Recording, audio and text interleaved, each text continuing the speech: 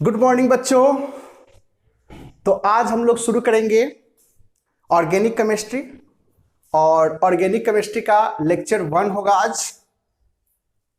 Chemistry के बहुत सारे ब्रांचेज में से एक ये आपका ब्रांच होता है ऑर्गेनिक केमिस्ट्री, जो 12th पॉइंट ऑफ व्यू से, कंपटीशन पॉइंट ऑफ व्यू से काफी इंपॉर्टेंट होता है, क्योंकि बहुत बड़ा एक पोर्शन पूछा जाता है ऑर्गेनिक केमिस्ट्री से। तो सबसे पहले आज हम लोग स्टार्ट करते हैं ऑर्गेनिक केमिस्ट्री।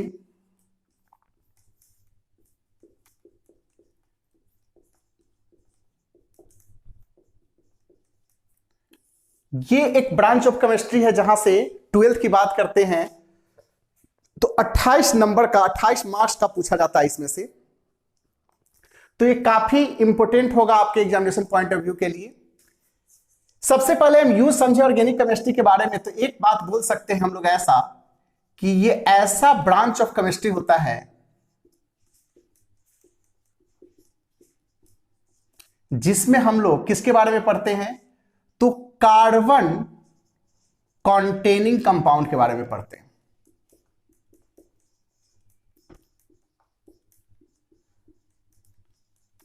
क्या होता है ये? ऐसा ब्रांच ऑफ केमिस्ट्री होता है जिसमें हम किसके बारे में पढ़ते हैं, कार्बन कॉन्टेनिंग कंपाउंड के बारे में। आखिर क्या क्या पढ़ेंगे, तो इसके हम लोग स्ट्रक्चर के बारे में पढ़ेंगे, इसके हम लोग प्रॉपर्टीज के बारे में पढ़ेंगे, इसके हम लोग रिएक्शंस के बारे में पढ़ेंगे, साथ ही साथ इसके हम लोग कंपोजिशन के बारे में पढ़ेंगे।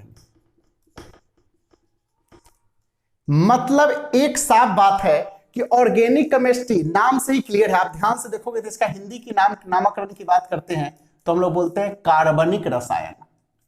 कार्बनिक रसायन मतलब केमिस्ट्री के एक ऐसा ब्रांच जिसमें हम क्या पढ़ते हैं, ब्रांच जिसमें हम लोग कार्बन कंटेनिंग कंपाउंड्स के बारे में पढ़ते हैं, जिसके स्ट्रक्चर, प्रॉपर्टीज, रिएक्शन और कंपोजिशन के बारे में पढ़ेंगे। मतलब केमिस्ट्री का एक ऐसा ब्रांच जिसमें हम लोग कार्बन कंटेनिंग कंपाउंड के बारे में पढ़ते हैं, उसी को हम लोग क्या बोलते हैं, उसको हम लोग बोलते हैं ऑर्गेनिक केमिस्ट्री।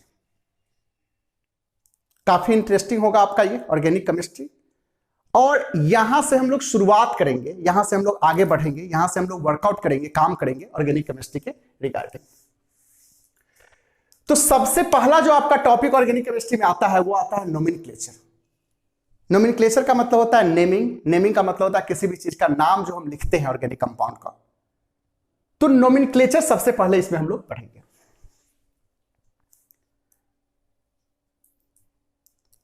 सौरभ सर एक minute,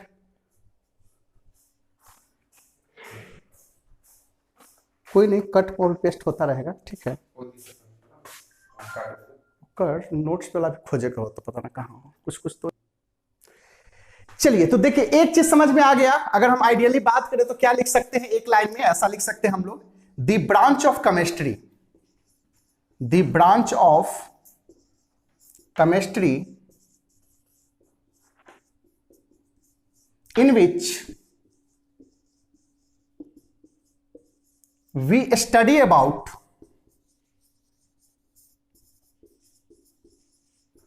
the structures,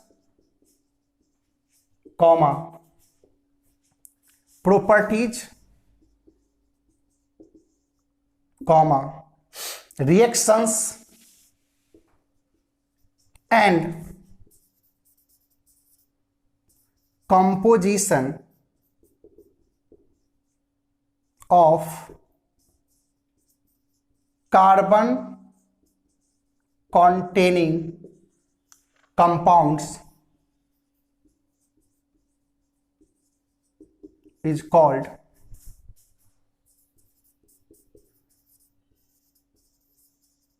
organic chemistry।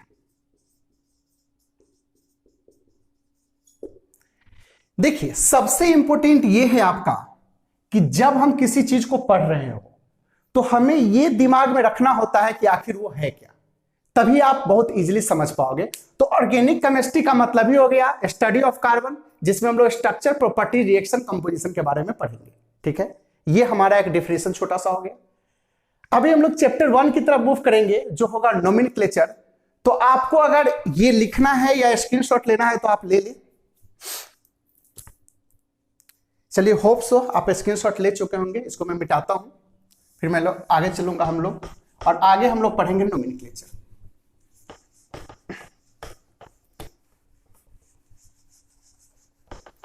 देखो, नोमेनक्लेचर एक बहुत इंपॉर्टेंट चीज है, क्योंकि आपको ही पता है कि शुरू में हमें सबसे पहले नेमिंग की जरूरत होती है। हमारा भी जन्म हुआ होगा, कोई लड़का या लड़की का जन्म होता है तो आइडियली सबसे पहले उसके नामकरण की बात आती है। और नामकरण जब हम लोग करते हैं तो कुछ सेट ऑफ रूल्स होते हैं जिसके अकॉर्डिंग हम लोग नामकरण करते हैं। तो सबसे पहले हम लोग अब हेडिंग देते हैं एक नोमेनक्लेचर का।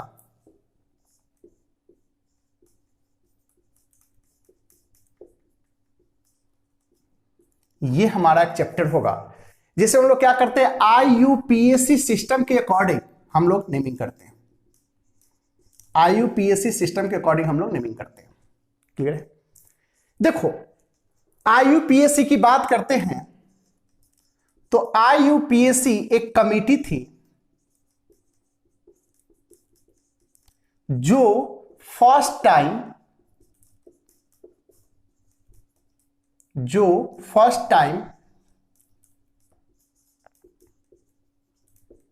इन जेनेवा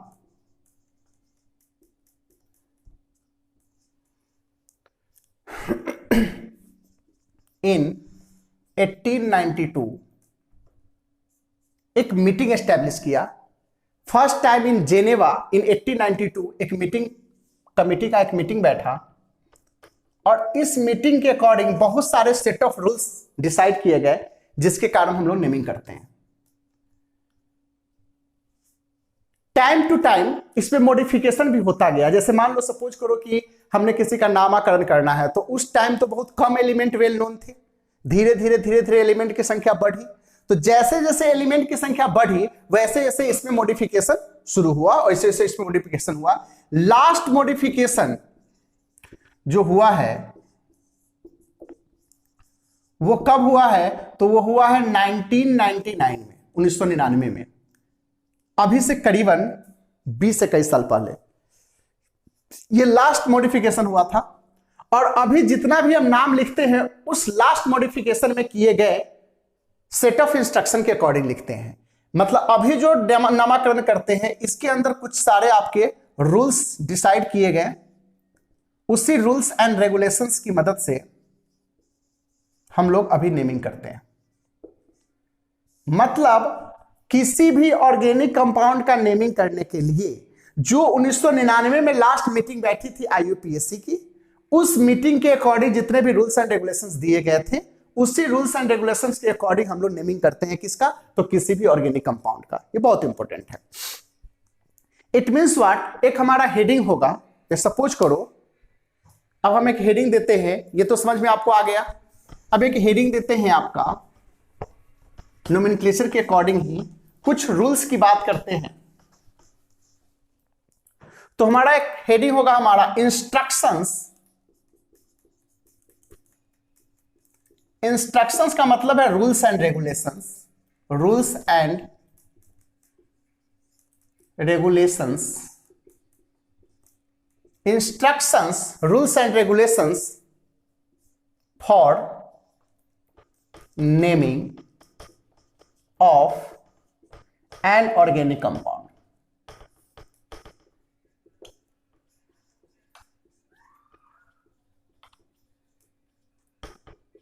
ये रूल्स एंड रेगुलेशंस हमारे लिए बहुत इंपॉर्टेंट है।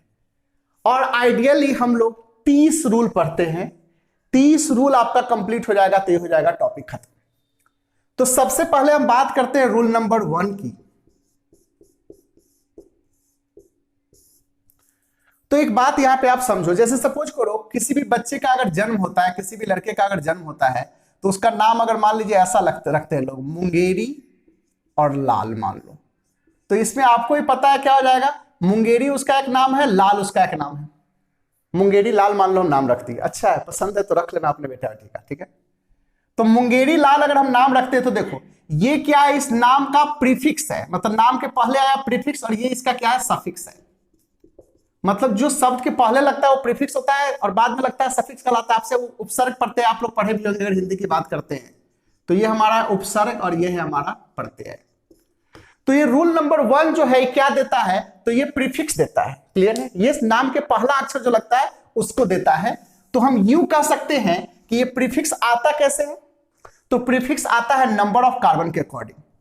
जैसे सपोज करो ये प्रीफिक्स किसके अकॉर्डिंग आता है, तो प्रीफिक्स हमारा आता है नंबर ऑफ कार्बन्स के अकॉर्डिंग। नंबर ऑफ कार्बन्स के अकॉर्डिंग, जितना नंबर ऑफ कार्बन होगा उतना नंबर ऑफ कार्बन के अकॉर्डिंग हम लोग प्रीफिक्स डिसाइड करते हैं। कैसे इसको देखते हैं, लिख सकते हैं the name of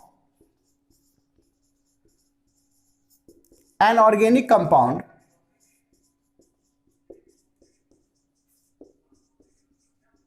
given on the basis of number of carbon atoms present in the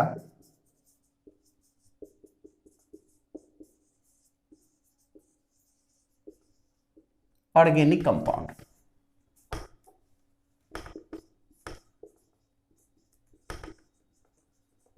मतलब नंबर ऑफ कार्बन एटम को हम लोग अंडरलाइन करते हैं यहां पे।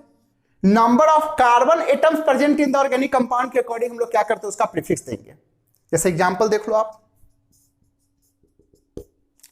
अगर एक कार्बन रहेगा तो उसके लिए हम लोग क्या करेंगे, मेथ। 2 कार्बन रहेगा उसके लिए क्या करेंगे हम लोग, इथ। 3 कार्बन रहेगा उसके लिए हम लोग क्या करेंगे, प्रोप। ऐसा हम लोग एग्जाम्पल है, इटीसी ऐसा हम लोग करेंगे। हालांकि इसको मैं पूरा लिखवा दूंगा, इटीसी ऐसा हम लोग लिखेंगे। ये समझ में आया आपको? मतलब इंस्ट्रक्शन जो हमें लिखना है, इंस्ट्रक्शन का रूल नंबर 1 कहता है कि the name of an organic compound is given on the basis of number of carbon atoms present in the compound. मतलब जितना कार्बन प्रेजेंट होगा उसके अकॉर्डिंग उसका हम नेमिंग करेंगे। अगर 1 कार्बन होगा तो उसके लिए मिथ, 2 कार्बन होगा उसके लिए इथ, 3 कार्बन होगा उसके लिए प्रोप, 4 कार्बन होगा ब्यूट। ऐसा हम लोग लिखेंगे, ठीक है। तो इसको हम लोग लिखवा भी देते हैं आपको, क्योंकि आपके यूज का चीज है ये, बराबर क्वेश्चन ऐसा पूछता है यहां से। तो आप इसका स्क्रीनशॉट ले लो, फिर उसके बाद हम लोग आगे बढ़ते हैं। देखो प्रीफिक्स की बात करता है according to number of carbons in the compound. ये बहुत इंपॉर्टेंट है, आज हम लोग इसको करेंगे, फिर हम लोग अगले में रूल और ज्यादा होगा। फर्स्ट डे इसलिए थोड़ा सा कम होगा, इसमें फर्स्ट लेक्चर है, सेकेंड लेक्चर में हम और इसको इलोबरेट करेंगे। जैसे 1 कार्बन के लिए हम लोग क्या करते हैं, मिथ लिखते हैं, मिथ। 2 कार्बन के लिए इथ लिखते हैं, आप लोग पढ़े भी होंगे प्रीवियस क्लास में। 3 कार्बन के लिए हम लोग क्या करते हैं, प्रोप लिखते हैं। 4 कार्बन के लिए हम लोग क्या लिखते हैं, ब्यूट लिखते हैं। 5 कार्बन के लिए हम लोग क्या लिखते हैं, पेंट लिखते हैं। क्लियर है? ऐसे ही 6 कार्बन के लिए हम लोग क्या लिखेंगे, हेक्स। 7 कार्बन के लिए क्या लिखेंगे हम लोग, हेप्ट। 8 कार्बन के लिए क्या लिखेंगे, ऑक्ट। 9 कार्बन के लिए क्या लिखेंगे, नॉन। और 10 कार्बन के लिए क्या लिखेंगे हम लोग, डेक। इतना तक लगभग प्रीवियस क्लास में आपको पढ़ाया गया होगा, लेकिन इससे भी हम लोग आगे करते हैं, क्योंकि एक बार मेडिकल में पूछ लिया था 65 कार्बन के लिए क्या नाम होगा, और +2 में भी 1-2 बार पूछेगा कि 12 कार्बन के लिए हम लोग क्या लिखेंगे, ऐसा +2 में भी पूछा है। तो जरा देखो, याद करो बचपन में हम लोग क्या करते थे, 10 1 11 ऐसा पढ़ते ना, 10 1 11, 10 2 12, 10 3 13 ऐसा कुछ पढ़ते थे। वैसे ही यहां पे हम लोग करेंगे, ठीक है, वैसे ही हम लोग यहां पढ़ेंगे। तो जैसे सपोज कीजिए यहां पे अगर हम बात करते हैं 11 कार्बन का, देखो ध्यान से, 11 कार्बन के लिए अगर हम देखेंगे आपको, इसके लिए हम लोग लिखते हैं अन, UN अन, और इसमें लगाते हैं डेक। देखो डेक, डेक यहां से आया है डेक, तो अन डेक हो गया किसके लिए, 11 कार्बन के लिए। ऐसे ही अगर 12 कार्बन की बात करेंगे तो इसके लिए हम लिखते हैं dodec, do DC dec. 13 carbon के लिए बात करेंगे तो हम लिखेंगे tridec, TRI tri, DC dec. आपको समझ में आ रहा हो बहुत हद तक। 14 कार्बन के लिए हम लोग क्या करेंगे, tetra deck, tetra deck. 15 carbon के लिए हम लोग क्या करेंगे, पेंटा डेक, पेंटा डेक। 16 कार्बन के लिए हम लोग क्या करेंगे, hexa deck, hexa deck. 17 carbon के लिए हम लोग क्या करेंगे, हेप्टा डेक, हेप्टा डेक। ऐसे ही आपका 18 कार्बन के लिए हम लोग क्या करेंगे, octa deck, OCTA octa deck. 19 carbon के लिए हम लोग क्या करेंगे, नोना डेक, नोना डेक। और 20 कार्बन के लिए हम लोग क्या करेंगे, इकॉस, EICOS, इकॉस। 20 कार्बन के लिए क्या करेंगे, इकॉस। अब देखो बड़ा आसान है, जैसे यहां डेक उठाए ना वैसे यहां इकॉस उठाएंगे। मैं सारा नहीं लिख रहा हूं, बस एक दो चीज में लिख दूं आपका। अब जैसे सपोज करो 21 कार्बन होगा, उसके लिए क्या करेंगे अब हम लोग, अनिकॉस। अब आप समझ रहे होंगे, अनिकॉस, EICOS। ऐसे ही एक 22 कार्बन के लिए क्या हो जाएगा, डोइकॉस। ऐसे ही आपका 23 कार्बन के लिए क्या हो जाएगा, ट्राइकॉस। ऐसे ही डॉट डॉट होते होते होते आपका 30 कार्बन के लिए क्या हो जाएगा, आपका ट्राइएकॉन्ट। ये होगा आपका 30 कार्बन के लिए ट्राइएकॉन्ट। तो 31 कार्बन के लिए समझ में आ रहा है, अनट्राइएकॉन्ट, डो ट्राइएकॉन्ट, ट्राई ट्राइएकॉन्ट, इस तरह से कुछ हो जाएगा आपका।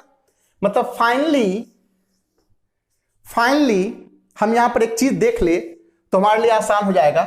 जैसे 10 कार्बन के लिए हम लोग यहां पर लिखे थे डेक, 20 कार्बन के लिए क्या लिखे हैं, इकॉस, गुड। 30 कार्बन के लिए क्या लिखे हम लोग, ट्राइएकॉन्ट।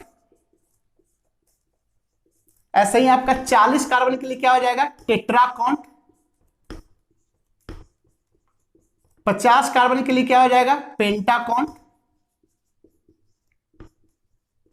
60 कार्बन के लिए क्या हो जाएगा, हेक्साकॉन्ट। 70 कार्बन के लिए क्या हो जाएगा, हेप्टाकॉन्ट। 80 कार्बन के लिए क्या हो जाएगा, ऑक्टाकॉन्ट। 90 कार्बन के लिए क्या हो जाएगा, नोनाकॉन्ट। 100 कार्बन के लिए क्या हो जाएगा, डेकाकॉन्ट।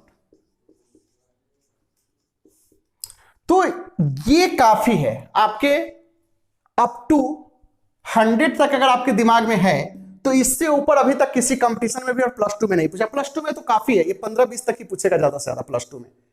जैसे सपोज करो क्वेश्चन कैसा पूछ दिया था यहां पर, जैसे सपोज करो क्वेश्चन कैसा पूछ दिया था, मैं क्वेश्चन से रूबरू करवा दूं आपको।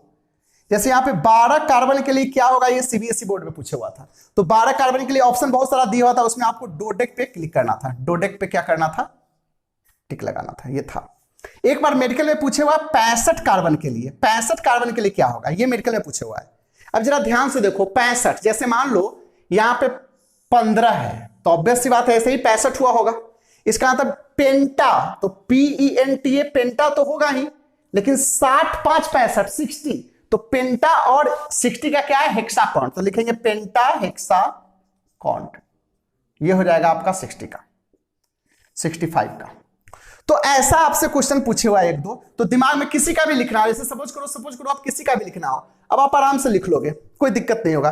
जैसे सपोज करो एक एग्जांपल यहां पे लिख कर दिखाते, 72 का क्या लिखेंगे, 72 का क्या लिखेंगे, तो 72 है तो ऑब्वियस सी बात है डो हो जाएगा पहले, तो क्या लिखेंगे डो, और 70 का क्या होता है, 70 का होता है हेप्टाकॉन्ट, तो क्या आ जाएगा डो हेप्टाकॉन्ट।